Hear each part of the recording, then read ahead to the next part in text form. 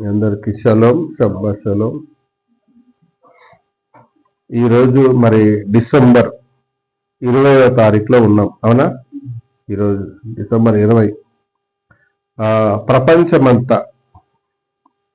ప్రపంచమంతా క్రైస్తవులు కదా, క్రైస్తవులు ప్రపంచమంతటా ఈరోజు మరి ఈ యొక్క నెలలో, ఈరోజు ఈ 20 తారీఖు కదా, ఈ నెల ఇప్పటికి 20 రోజులు అయింది. సెమీ క్రిస్మస్లు జరుగుతూనే ఉన్నాయి. ఇంకేంటంటే శాంటా క్లాజ్ అని, ఇంకా క్రిస్మస్ ట్రీ అని, ఇంకేమున్నాయి, అదేంటి ముస్లాం ఏమంటారు, క్రిస్మస్ తాత కదా ఇవి. ఇంకోటి క్రిస్మస్, ఈ డిసెంబర్ 25వ తారీఖు ఈ గురువారం మనకు క్రిస్మస్ అనేది ఉంది. అయితే క్రిస్మస్ అనేది యాజ్ ఇట్ ఈజ్ గా మనకు బైబిల్లో ఉందా కదా? క్రిస్మస్ అనే పదము కానీ, లేక డిసెంబర్ 25వ తారీఖు అనేది కానీ, క్రిస్మస్ ట్రీ అనేది కానీ, శాంటా క్లాజ్ అని, క్రిస్మస్ తాత అని, ఇవన్నీ బైబిల్లో ఉన్నాయంటే మొత్తం మీరు ఎన్నిసార్లు చదివినా కూడా మీకు ఎక్కడ బైబిల్లో కనబడదు. ఎందుకు కనబడదు? లేదు కాబట్టి కనబడదు, అంతే కదా. లేదు కాబట్టి కనబడదు, ఉంటే ఎందుకు కనబడదు? అంతే కదా. దొరాట ఎందుకు దొరకదు కదా, అది వస్తువా లేదని చెప్పడానికి కదా. ఒకసారి వస్తువు పడిపోతే దీంట్లో దొరకదు, ఎప్పుడో ఒకసారి దొరుకుతుంది. కానీ ఇక్కడ బైబిల్లో ఎలా అయితే ప్రింట్ అయి ఉన్నదో, అవునా కదా, ఈ బైబిల్లో ఎక్కడ లేదు. పోనీ ఈ బైబిల్లో లేదు కదా అని చెప్పేసి మరో బైబిల్లో, అంటే రోమన్ క్యాథలిక్ బైబిల్ కానీ, హీబ్రూ బైబిల్ కానీ కదా, ఇంకొక గ్రంథాలు తల్ముద్ కానీ, ఇంకా రకరకాల గ్రంథాలు ఉన్న ఏ గ్రంథంలో కూడా ఈ భాష కానీ, ఈ మాటలు కానీ ప్రింట్ చేయబడలేదు. మరి చేయబడకుండా ఎలా చేస్తున్నాము అంటే, అంటే రాతపూర్వకంగా లేకపోయినా మనం చేస్తున్నాం. అర్థమవుతుందా? రాతపూర్వకంగా లేదు. క్రీస్తు యాశ్వామేసే పుట్టడం వాస్తవమే, అర్థమవుతుందా? ఆయన 33 సంవత్సరాలు జీవించిన విషయం వాస్తవమే. ఆయనను యూదులు అంటే వాళ్ళ జాతి, అదే ఏ జాతిలో ఆయన ఏ వర్గంలో ఏ దేశంలో పుట్టాడో ఆ ప్రాంతం వారు ఆయనను సిలువేసింది, మ్రాణులు వేసింది నిజమే కదా. ఆయన సిలువ మీద ప్రాణం విడిచింది నిజమే. ఆయనను సమాధిలో పెట్టింది నిజమే. 3వ దినాన లేచింది నిజమే. కానీ ఈ డేట్లు కావు. అర్థమవుతుందా? ఇప్పుడు ఏదైనా మనము నిజం తెలుసుకొని బ్రతకాలి అనేది వాస్తవం. అంటే నిజం తెలుసుకోవాలి, నిజాన్ని స్వీకరించాలి, నిజాన్ని పరిశీలన చేయాలి, పరిశోధన చేయాలి, తెలుసుకొని ఆ ప్రకారం జీవించాలి. అది మన కర్తవ్యం. ఎందుకంటే ఎవరైనా ఇప్పుడు నేను ఎవరికైనా కాదు అని చెప్పాను అనుకో, అవును మరి నిజమేంది అని వెంటనే దాని గురించి పరిశీలన చేయాలి. కాదు అన్నప్పుడు దాన్ని ఏం చేయాలి, వెంటనే తెలుసుకోవాలి. నేను 1994లో బాప్తిసం జూలైలో 19వ తారీఖు తీసుకున్నప్పుడు, డిసెంబర్ 20వ తారీఖు నేను చర్చికి వెళ్ళినప్పుడు నాకు బాప్తిసం ఇచ్చిన పాస్టర్ ఏం చెప్పాడంటే, బైబిల్లో ఎక్కడ రాయబడి లేదు, మీరందరూ వేరే చర్చికి వెళ్ళకూడదని మీకు ఆరాధన పెట్టామే తప్ప మరొకటి లేదు అని చెప్పారు. అంటే 2026 అంటే 32 సంవత్సరాలు అవుతుంది. ఇప్పటి వరకు నేను క్రిస్మస్ చేయలేదు, నేను స్టార్ పెట్టలేదు, ఏమంటారు క్రిస్మస్ ట్రీ పెట్టలేదు, మళ్ళా ఏమంటుందని క్రిస్మస్ భోజనం సిద్ధపాటు చేయలేదు, క్రిస్మస్ కి బట్టలు కొనలేదు. ఎందుకంటే నాకు తెలిసిన విషయం ఏంటంటే ఆజ్ఞ అతిక్రమమే పాపం. నాకు తెలిసిందేంటి, ఆజ్ఞ అతిక్రమమే పాపం. లేదు అన్నప్పుడు చేయకూడదు. అంటే ఈ యథార్థ అంటే యేసు క్రీస్తు యాశ్వామేసే పుట్టిన విషయం నిజమే, కానీ ఈ క్యాలెండర్ కాదు. ఈ డేట్ కాదు అని మనకు 2010లో తెలిసింది. ఎప్పుడు తెలిసింది? 2010లో తెలిసింది. అప్పటిదాకా తెలియదు. నాకు బైబిల్ ట్రైనింగ్ ఇచ్చిన ఆయన కూడా ఆయననే చెప్పిండు, లేదు బైబిల్లో, క్రిస్మస్ బైబిల్లో ఈ కాదు, ఎట్లా కాదు, ఏ విధంగా కాదో కూడా వివరించడం జరిగింది. అది లూకాసు వార్త 2వ అధ్యాయం మనం చూస్తే మనకు అర్థమవుతుంది. లూకాసు వార్త 2వ అధ్యాయం 8వ వచనం.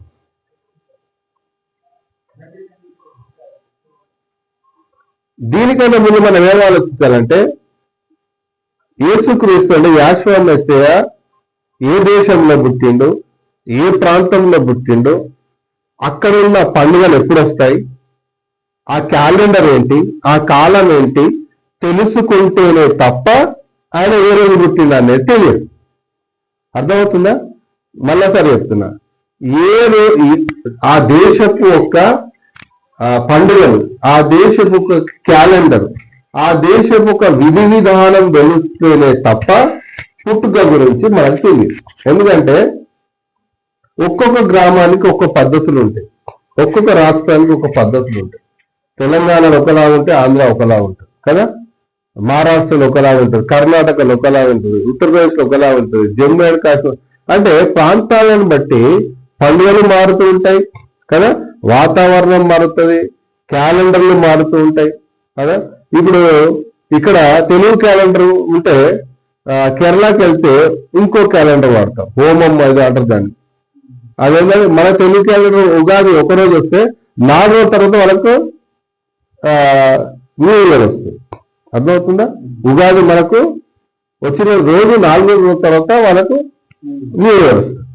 అంటే ప్రాంతాన్ని బట్టి మనము, అంటే బైబిల్ క్యాలెండర్ ప్రకారము, బైబిల్ పండుగల ప్రకారము, బైబిల్ విధి విధానం ప్రకారం ఆలోచిస్తేనే తప్ప ఈ యొక్క యాషువ మెస్సయ్య పుట్టుక గురించి మనకు తెలియదు. ఒకసారి చదవండి. ఆ దేశములో ఇజ్రాయెల్ అనే దేశములో కొందరు గొర్రెల కాపరులు పొలములో ఉండి ఎక్కడ ఉన్నారంట? గొర్రెల కాపరులు పొలంలో ఉండి రాత్రి తమ మందను కాచుకొలుతుండగా. ఏం మంద ఇది? గొర్రెల మంద. గొర్రెలని తెలుస్తుంది, పైన గొర్రెలను మెన్షన్ చేశారు కాబట్టి. ఇప్పుడు మేకల మంద అనొచ్చు, ఆవుల మందని మంద కూడా అంటారు కదా, పందుల మందని కూడా మందనే అంటారు. కానీ ఇక్కడ పైన ఏం చేశారు? గొర్రెల కాపరులు కదా తమ మందను కాచుకొలుతుండగా. ఇప్పుడు క్రిస్మస్, క్రిస్మస్ చేసి ఎట్లా చేస్తారు? కొందరు మనుషులు మంట వేసుకొని ఏం చేస్తారు? చల్లగా కాచుకుంటున్నట్టు అని చేస్తుంటే ఆ సమయంలో ఒక దూత వచ్చి మీకు శుభవార్తలు తెలియజేయాలంటే మీ కొరకు రక్షకుడు నేడు పుట్టి ఉన్నాడు అని చెప్పేసి అక్కడ వాళ్ళు మాట్లాడడం జరుగుతుంది. ఇక్కడ మంట అనుందా, మంద అనుందా? మంద అనుంది. అక్కడ వాళ్ళు ఏం చూపిస్తున్నారు? స్కిట్లా మంట. ఇక్కడ ఏముంది? మంద. గొర్రెల మంద అని ఇక్కడ ఉంటే అక్కడ ఏం చూపిస్తున్నారు? మంట అని చూపిస్తుంది. అంటే మంట ఎప్పుడు ఎక్కువ ఉంటది అంటే డిసెంబర్ మాసంలో ఎక్కువ ఉంటది అని చెప్పి డిసెంబర్ 25వ తారీఖు కొందరు అవివేకులు లేకపోతే వాళ్ళకు తెలిసిన ఊహాగానాల ప్రకారం ఏం చేశారంటే ఈ యొక్క డేట్ ని డిక్లేర్ చేయడం జరిగింది. ఎక్కడ డిక్లేర్ చేశారంటే దీంట్లో కాదు, బయట బుక్కులలో దాన్ని డిక్లేర్ చేయడం జరిగింది. ఇది 6వ శతాబ్దంలో క్రీస్తు శకం, అంటే యాషువ మెస్సయ్య పుట్టిన 6వ శతాబ్దంలో నుంచి రాసుకోవడం వల్ల ఈ యొక్క పండుగ వచ్చింది. పరిశుద్ధ గ్రంథంలో మాత్రము అది లేదు. అర్థమవుతుందా? ఇక్కడ ఏముంది? మంద అని ఉంటే గొర్రెల మంద కాచుకొనుతుండగా. గొర్రెల మంద ఎందుకు కాచుకుంటారు? కాదు, నైట్ లో గొర్రెల మంద పొలంలో ఎందుకు పెడతారు అనే తెలియాలి. మళ్ళా ఇప్పుడంటే యూరియాలు వచ్చినాయి, అవి వచ్చినాయి, ఇవి వచ్చినాయి. అర్థమవుతుందా? ఇప్పుడు ఆర్గానిక్ పంటను ఎట్లా పండిస్తారు? ఒరిజినల్ పంట గొర్రెలను తీసుకెళ్లి పొలంలో ఏం చేస్తారు? వదిలి చుట్టూ కాపుదల పెడతారు. అంటే గొర్రెలను కాసుకునేటోళ్ళకి ఏం చేస్తారంటే వ్యవసాయదారుడు, వ్యవసాయ పొలం ఉన్నాడు, అయ్యా మీకు కొంత డబ్బు ఇస్తాను, మీ గొర్రెలను ఈ రాత్రి మా ఒక్క పొలంలో పెట్టండి. ఎందుకు చెప్పండి? దున్నుతారు. దున్నిన తర్వాత వాటికి ఆ పొలంలోకి పంపించి వాళ్ళు కాచుకొని కూర్చుంటారు. వాళ్ళకి డబ్బులు ఇవ్వడం జరుగుతుంది. ఎందుకంటే మల విసర్జన చేసినప్పుడు అది ఎరువు కింద వాడబడుతుంది. అర్థమవుతుందా? ఇప్పుడు యూరియా వేస్తున్నారు. యూరియా లేని పంట ఎట్లుంటదంటే పేడను, అర్థమవుతుందా? పేడను ఏం చేస్తారు? తీసుకెళ్ళి ఏం చేస్తారు చెప్పండి? చల్లుతారు. నీళ్లు కలిపి చల్లుతారు, పొలంలో వేసి అప్పుడు ఏం చేస్తారు? దున్ని మొక్కలను నాటడం జరుగుతుంది. అప్పుడు పంట పండుతుంది. దీని యొక్క ఉద్దేశం అది. ఇక్కడ చెప్పబడ్డ మాట ఏమి? ఆ విషయమే చెప్పబడ్డది. అంటే గొర్రెలకు ఆ యజమాని ఏం చేసిండు? డబ్బిచ్చి మీరు వెళ్ళి నా పొలంలో ఈ రాత్రి ఏం చేయాలి? మీరు గొర్రెలను అక్కడ పెట్టాలి. ఎందుకు? మల విసర్జన చేసినప్పుడు అది ఎరువు కింద వాడంలో పంట బలంగా వస్తుంది. ఇది రహస్యం. అర్థమవుతుందా? ఇంకా కిందికి వెళ్తే అదోనాయి దూత వారి యొద్దకు వచ్చి నిలిచెను. అదోనాయి మహిమ వారి చుట్టూ ప్రకాశించినందున వారు భయపడతారు. అయితే ఆ దూత భయపడకు, ఇదిగో ప్రజలందరికీ కలగబోవు మహా సంతోషకరమైన సువార్త మానము నేను మీకు తెలియజేస్తున్నాను. దావీదు పట్టణమందు నేడు రక్షకుడు మీ కొరకు పుట్టి ఉన్నాడు. ఈయన యాషువా మెస్సయ్య. దానికి ఇదే మీ ఆనవాళ్ళు. ఒక శిశువు పొత్తి గుడ్డలతో చుట్టబడి 12 పొత్తి గుడ్డలతో చుట్టబడి ఒక తొట్టిలో పండుకొని ఉండుట మీరు చూచెదరని వారితో చెప్పాను. ఇక్కడ పైకి వెళ్తే ఏముందంటే 2వ అధ్యాయం మొదట్లో ఆ దినములలో సర్వలోకమును ప్రజా సంఖ్య రాయవలనే కైసరు గౌస్తు ఆజ్ఞ ఇచ్చారంటే కైసర్ అనే వ్యక్తి అంటే అధికారి ఏం చేసిందంటే ప్రజా సంఖ్య రాయాలి అని ఏం చేశారు? ఆజ్ఞ జారీ చేయడం జరిగింది. కైసర్ అనే ఒక అధికారి. అయితే యూదులు ఎప్పుడు వస్తారు? ఇప్పుడు నెక్స్ట్ మంత్ ఏంటిది? జనవరికి సంక్రాంతికి ఆంధ్ర వాళ్ళంతా ఏం చేస్తారు? హైదరాబాద్ నుంచి ఆంధ్రాకి వెళ్ళిపోతుంది. అప్పుడు హైదరాబాద్ అంతా ఖాళీ అవుతుందా లేదు? అక్కడ ఏమవుతుంది? ఫుల్ అయిపోతుంది. అవునా కదా? అట్లాగే సంక్రాంతికి వీళ్ళు ఎట్లా వెళ్తారో ఆంధ్ర వాళ్ళు ఆంధ్రాకి, వీళ్ళు కూడా యూదులు ఏం చేస్తారంటే వాళ్ళ పండుగలకి వాళ్ళ ప్రాంతాలకి వెళ్ళడం జరుగుతుంది. ఏ పండుగకి అని మనం బైబిల్లో చూస్తే మనకు లేవి కాండంలో ఏముంటుందంటే 23వ అధ్యాయంలో పస్కాకి, పెంతికోస్తుకి కదా, పెంతికోస్తు అంటే వారముల పండుగ, పస్కాకి వారముల పండుగకి, పర్ణశాల పండుగకి ఖచ్చితంగా పురుషులు ఏం చేయాలి? ఖచ్చితంగా యెరూషలేము పట్టణానికి రావాలని పరలోకపు తండ్రి ఆజ్ఞలు జారీ చేశారు. ఎప్పుడు? నిర్గమకాండం నుంచి చెప్పుకుంటూ వస్తున్నారు. అందుకనే ఇశ్రాయేలు యూదులు ఏం చేస్తారంటే బ్రతకడానికి పోయినాను. అర్థమవుతుందా? వేరే వేరే దేశాల్లో బ్రతకడానికి పోయిన ఏం చేస్తారంటే ఖచ్చితంగా లేడీస్ వచ్చినా రాకపోయినా పురుషులు మాత్రము ఏం చేస్తారు? ఆ దేశానికి వస్తారు. వీళ్ళేం చేశారు? వీళ్ళు వచ్చే టయానికి ప్రజా సంఖ్య కూడా రాసేయండి అని చెప్పారు. ఎందుకంటే పోతే మళ్ళీ రారు కదా బతకడానికి పోయినాడు. ఎప్పుడైతే వస్తారో అప్పుడే ప్రజా సంఖ్య రాసేయండి అని చెప్పి కైసరు ఆజ్ఞ జారీ చేయడం జరిగింది. అంటే ఇప్పుడు ఇక్కడ మనకు ఎక్కడుంది మన పైన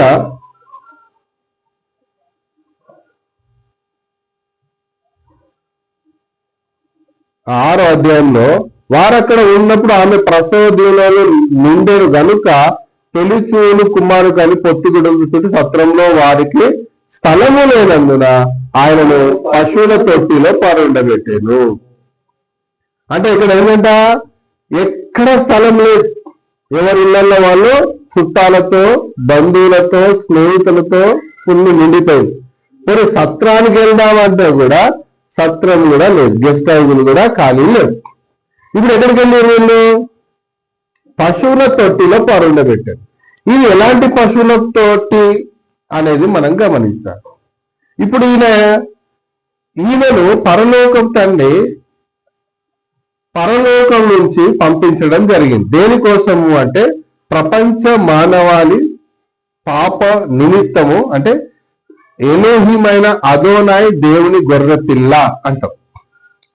అంటే పస్కా బలి పశువుగా ఈయన వధింపబడాలి అనేది పరలోకపు తండ్రి యొక్క ప్లాన్.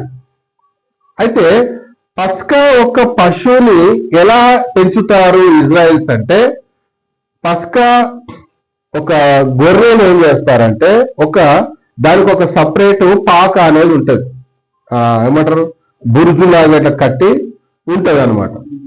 ఏదైతే పస్కా కోసము వదులుతారో దాన్ని ఏం చేస్తారంటే ఆ పశువుల తొట్టిలో ఏం చేస్తారంటే పొత్తి గుడ్డలతో చుట్టి అక్కడ ఒక రాతితో ఉన్న ఒక తొట్టి లాగా ఉంటుంది, తీసుకెళ్లి ఆ పస్కా బలిని, ఆ పస్కా గొర్రెని, ఆ బలి కాదు గొర్రెని పుట్టినప్పుడు దాంట్లో పరుండబెడతారు.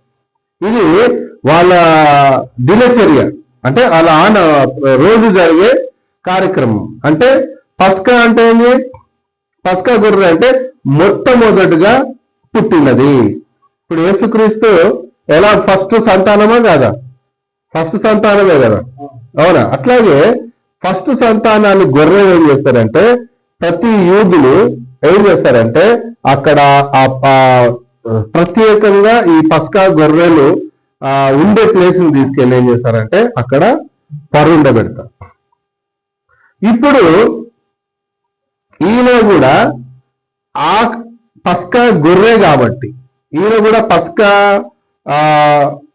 పస్కా బలిగా 33.5 సంవత్సరాల తర్వాత జరగబోయే సంఘటన కాబట్టి ఈయన పస్కా గొర్రె కాబట్టి ఈయన కూడా అదే తొట్టిలో పరుండబెట్టాలనేది దేవుడు యొక్క ప్లాన్, తండ్రి యొక్క ప్లాన్. అందుకనే ఎక్కడ స్థలం దొరకకుండా చేసిండు దేవుడు. చూసిరా విచిత్రం కదా. ఇప్పుడు మొన్న పోయిన వారం యోసేపును ఎల్లగొట్టాలంటే ఏం చేయాలి? అన్నలు శత్రువులు కావాలి. యోసేపును ఐగుప్తుకి ఎల్లగొట్టాలంటే ఏం చేయాలి? అన్నలు అమ్మేయాలి. అంటే ఒక ప్లాన్. అట్లాగే ఈయన పుట్టగానే ఆ తొట్టిలో పరుండబెట్టాలి అంటే ఏం చేయాలి? ఖచ్చితంగా ఎక్కడ స్థలం లేకుండా చేయాలి. ఆ తొట్టి అనేది ఖాళీ ఉండాలి.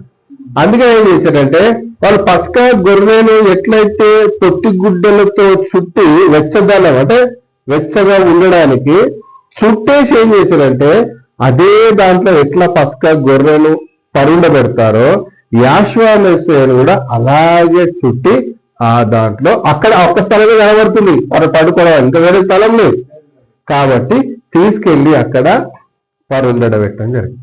పుట్టింది వేరే స్థలం, అర్థమవుతుందా? కానీ చుట్టేసి ఏం చేస్తారు? దాన్ని తీసుకెళ్లి అక్కడ పరుండబెట్టడం జరుగుతుంది. అంటే యాజ్ ఇట్ ఈజ్ గా ఈయన కూడా పస్కా గొర్రెనే కాబట్టి ఆయన అదే స్థలంలో మామూలుగా ప్రతి దినచర్యలో పస్కా గొర్రెను ఎవడైతే వధించాలనుకుంటున్నాడో వాడు తీసుకెళ్లి అదే తొట్టిలో పరుండబెడతారు ఎప్పటికీ, ప్రతి ఒక్కరు ఆ ప్రాంతంలో. అందుకనే ఈయనను కూడా అక్కడే పరుండబెట్టడం జరిగింది. ఇది వాస్తవం. అంతేగాని ఎక్కడ స్థలం లేకుండా అసలు ఆ పాక అంటే మామూలు మన దేశంలో సెట్ వేస్తారు వీళ్ళు, మన దేశంలో పాకలు కావాలి. దానికి ఒక ప్రత్యేక పస్కా గొర్రెను ఎవరైతే వధించాలనుకుంటున్నారో దానికోసం సపరేట్ గా కట్టిన ఒక ప్లేస్ అది. ఒక బురుజులాగా రౌండ్ గా ఉండి ఒక డిజైన్ గా ఉండి దాంట్లో ఒక తొట్టి అనేది అక్కడ ఉంటది, దాన్ని అక్కడ పరుండబెట్టాలి. అంటే గొర్రె పిల్లని ఏ విధంగా ఈంటే ఆ గొర్రెల కాపలు తీసుకొచ్చి అక్కడ పరుండ పెడతారో, ఈయన కూడా పుడితే అట్లాగే పొత్తి గుడ్డలో చుట్టి అక్కడ పరుండబెట్టడం జరిగింది. ఏ రోజు అంటే అది పర్ణశాల పండుగ రోజు. పర్ణశాల పండుగ రోజు అది ఎప్పుడు వచ్చిందంటే అక్టోబర్, సెప్టెంబర్, నవంబర్ ఈ మధ్య ప్రాంతంలో వస్తుంది. సెప్టెంబర్ ఎండ్లో రావచ్చు ఒకసారి, మ్యాక్సిమం అక్టోబర్ లేకపోతే లాస్ట్ నవంబర్ ఫస్ట్ వీక్ లో ఇట్లా వస్తుంది, అంతేగాని డిసెంబర్ లో రాదు. అది యూదుల క్యాలెండర్ ప్రకారం. ఈ ఇంగ్లీష్ క్యాలెండరు యాషామెస్ పుట్టినప్పుడు అసలు ఈ క్యాలెండరే లేదు. ఈ ఈ ఫిబ్రవరి, మార్చ్ ఇవన్నీ లేవు. ఈ డిసెంబర్లు, జనవరి లేవు. అప్పుడున్న చెప్పండి, అప్పుడున్న క్యాలెండర్ వేరు. అర్థమవుతుందా? ఆ క్యాలెండర్ పేర్లు కూడా నేను మీకు చెప్పడం జరుగుతుంది. ఓకే, 12 పేర్లు. ఆ క్యాలెండర్ ప్రకారము అంటే 7వ నెల తెలుగు హిబ్రూ బైబిల్ మన యూదుల క్యాలెండర్ ప్రకారము చెప్పండి, 7వ నెల 15వ తారీఖు ఆయన పుట్టడం జరిగింది. 15 అంటారు కదా, 10 + 5 15వ తారీఖు ఆయన పుట్టడం జరిగింది. అంటే 14వ తారీఖు రాత్రి పుట్టడం జరిగింది. దాన్ని 15వ తారీఖు అంటారు. 14వ తారీఖు ఈరోజు అయిపోతుంది. ఈరోజు శనివారం కదా, చీకటి పడితే ఏమొస్తుంది? ఆదివారం స్టార్ట్ అవుతుంది. చీకటి పడితే ఏమొస్తుంది? 21 వస్తుంది. అట్లాగే 15వ తారీఖు అంటే 14 సాయంత్రము చీకటి పడ్డ తర్వాత ఆయన పుట్టడం జరిగింది. అంటే 15వ తారీఖు 7వ నెల 15వ తారీఖు పుట్టడం జరిగింది. ఇది వాస్తవము. ఇది క్యాలెండరు, బైబిల్ క్యాలెండరు. ఇక్కడ మనకు బైబిల్ క్యాలెండర్ తప్ప ఇంకొక క్యాలెండర్ ఇక్కడ ప్రింట్ కాలేదు ఈ పరిశుద్ధ గ్రంథంలో. అంటే గ్రీక్ క్యాలెండరు లేకపోతే ఇంకొక క్యాలెండరు ఇక్కడ ఎక్కడ ప్రింట్ కాలేదు. అర్థమవుతుందా? ఏం క్యాలెండర్ ప్రింట్ అయింది? ఇక్కడ బైబిల్లో ఉన్నది కాబట్టి బైబిల్ క్యాలెండరే ప్రింట్ అయింది. బైబిల్ ప్రకారమే ఆయన పుట్టుకొస్తుంది. అర్థమవుతుందా? ఆయన మరణం వస్తుంది, ఆయన సమాధి వస్తుంది, ఆయన తిరిగి లేచింది వస్తుంది. ఈ విధంగానే ఆయన ఉన్నది. అందుకనే ఇక్కడ ప్రతి అంశాన్ని మనము ఆ దేశపు ఒక విధి విధానాన్ని బట్టి, ఆ దేశపు ఒక ఆచారాన్ని బట్టి, ఆ దేశపు ఒక క్యాలెండర్ బట్టే మనము చేయాలి తప్ప బైబిల్ క్యాలెండర్ని మన క్యాలెండర్లోకి మార్చొద్దు కదా. బైబిల్లో ఉన్న దేవుణ్ణి మన రూపురేఖలకు మనం మార్చుకోవద్దు.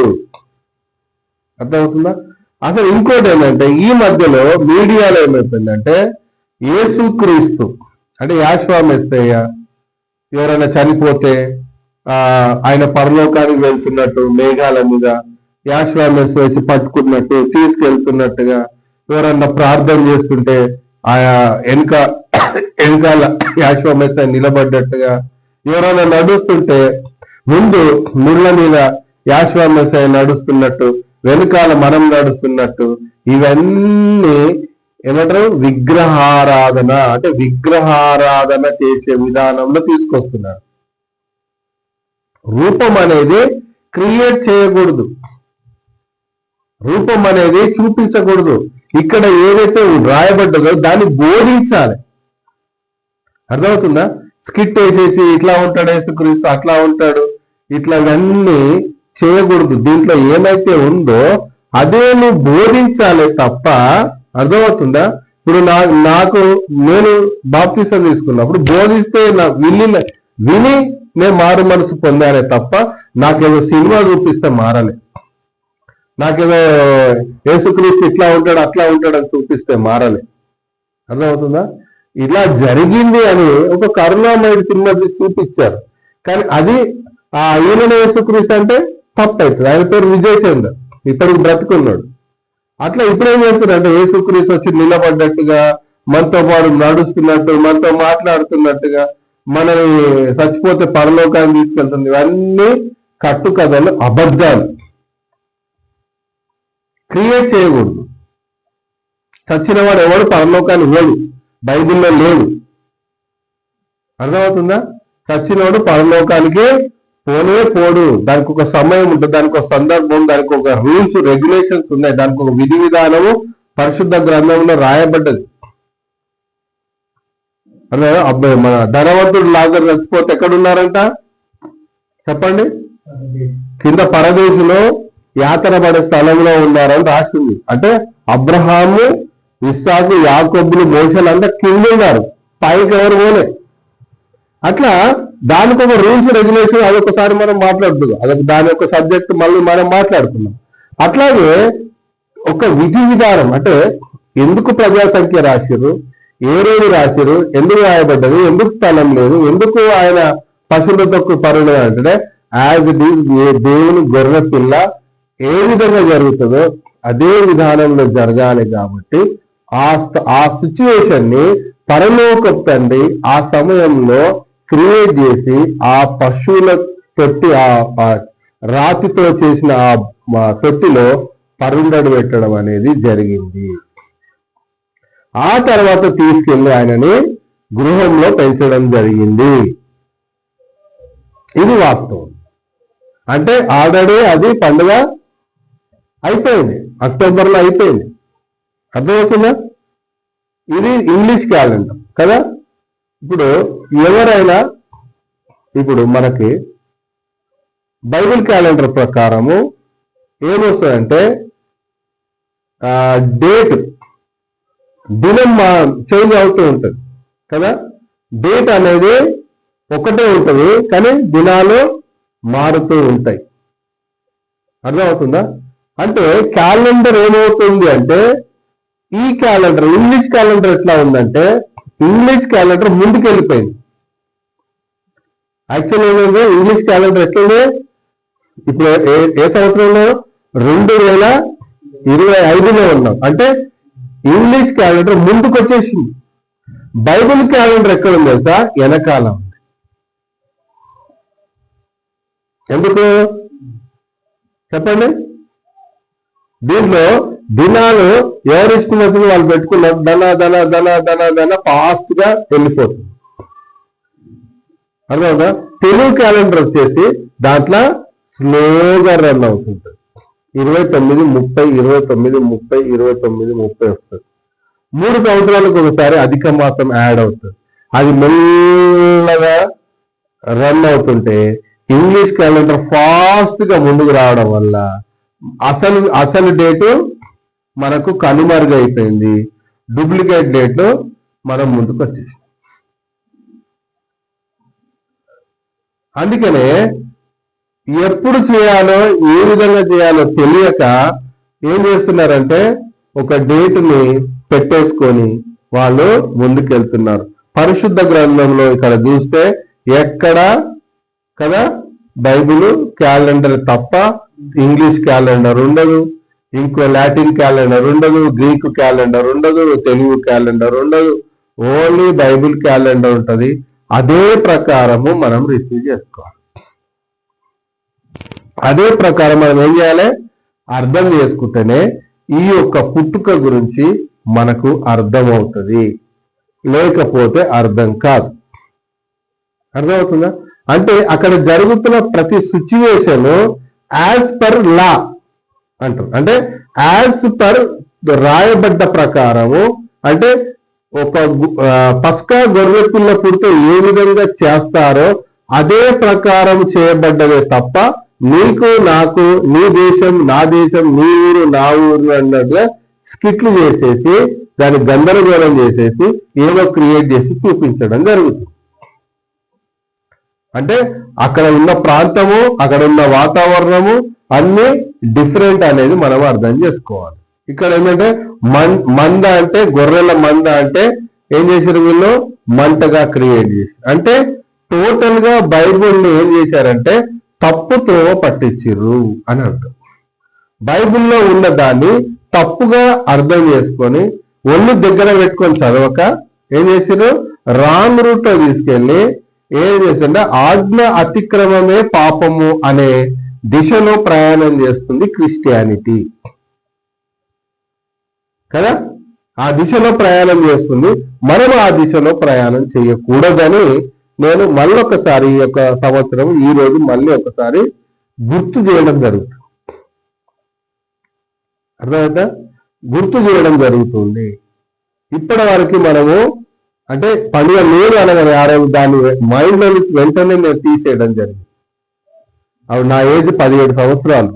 అంటే మైండ్ లో ఏం చేసాము, లేదు అంటే లేదు అంటే ఆజ్ఞాతిక పాపం అంటే ఇంకా పాపమే.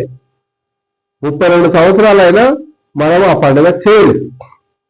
ఎవరైనా పిలిస్తే కూడా వెళ్ళి ఇదే వాక్యం చెప్పడం జరుగుతుంది. అంతే తప్ప మనము రిసీవ్ చేసుకుంది లేదు.